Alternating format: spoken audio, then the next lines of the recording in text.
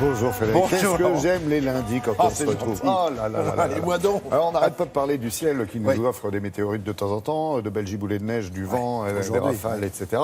Aujourd'hui, vigilance orange, on y reviendra bien sûr. Le ciel qui a offert une petite surprise, c'était il y a 65 Oui, ans, exactement. en décembre 1952, et c'était à Londres. Alors on s'y attend, c'était un brouillard à couper à la hache, Oui. mais pas anecdotique celui-là. Non, vous avez raison. Alors pourtant, à Londres, on est habitué au brouillard. Oui. C'est vrai, le fameux fog, le fameux brouillard. Et là, on va parler de smog, S-M-O-G. Alors c'est un mot qui a été inventé en 1905, donc bien avant notre événement. Et en fait, c'est le rapprochement entre smog, c'est-à-dire la fumée, et fog, le brouillard. On va donc appeler ça smog, S-M-O-G. Ça veut dire, c'est une nuit qui s'abat sur le jour et qui va durer pendant 5 jours et 5 nuits. Alors vous allez me dire, c'est juste un brouillard. Non, c'est bien plus dramatique que ça. C'est ce qu'on va voir dans les images dans un instant. Sur Londres va s'abattre comme une chape de plomb.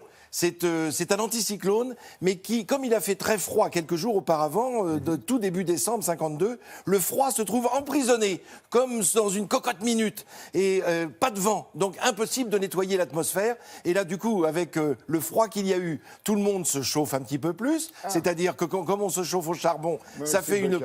voilà, et ça fait une... Le soufre s'installe là-dedans, et du coup, ça fait un brouillard. Alors, non seulement un brouillard, polluant, quoi. mais oui, absolument. Puis c'est comme un goudron.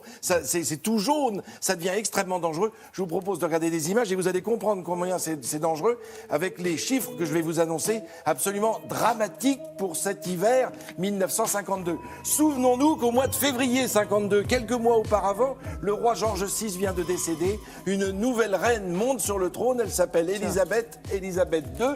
C'est le premier drame qu'elle va devoir jauger, s'occuper, puisque son premier ministre s'appelle quand même Winston Churchill en 1952, et quand il arrive avec ces fausses bonnes nouvelles, ces nouvelles dramatiques, la circulation est très ennuyée à Londres, très embêtée, à tel point qu'on ne fait que très peu circuler les ambulances qui doivent venir au secours des gens qui suffoquent, qui ont des problèmes pulmonaires, des problèmes respiratoires, parce qu'on a peur que l'ambulance ne commette d'autres accidents de la circulation.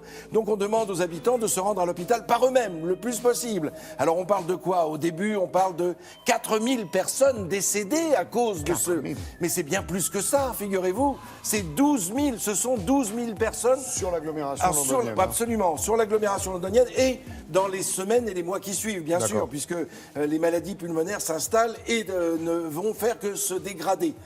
Les transports aériens sont cloués au sol, les transports de chemin de fer peuvent encore circuler, mais figurez-vous, pire que cela, si vous voulez vous rendre au cinématographe ou si vous voulez vous rendre au théâtre, rien que d'ouvrir les portes pour faire rentrer les gens, ça fait rentrer le brouillard, à tel point que dans certaines salles de cinéma, puisqu'il n'y a pas d'air conditionné ni d'aération, on ne peut plus voir l'écran. C'est incroyable. Et donc ça dure entre le 4, le 5 et le 9 décembre 1952. La reine qui est au pouvoir depuis avril 52 est devant absolument un drame. Alors elle va se rendre dans les hôpitaux, elle va aller auprès des Anglais comme elle sait le faire, mais ça ne résout pas les problèmes, bien sûr. Non. Il va falloir que le vent s'y mette. On sait que le vent à Londres peut souffler très fort. C'est ce qui va nettoyer l'atmosphère, mais on ne va rien changer pour autant. C'est-à-dire qu'on va continuer à se chauffer au charbon, ce qui va quand même commettre et réaliser d'autres drames dans les semaines qui vont suivre. 100 000 personnes ont été affectées et infectées par ce drame absolu du brouillard, du smog de 1952. On peut dire que c'est un drame qui a marqué la Grande-Bretagne et que les Londoniens s'en souviennent.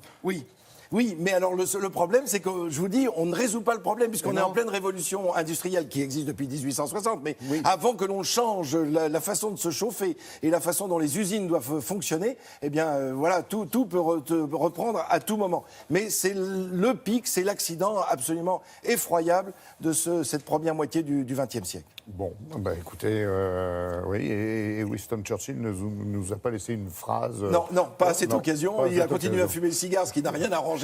Merci, je ne voulais pas le dire.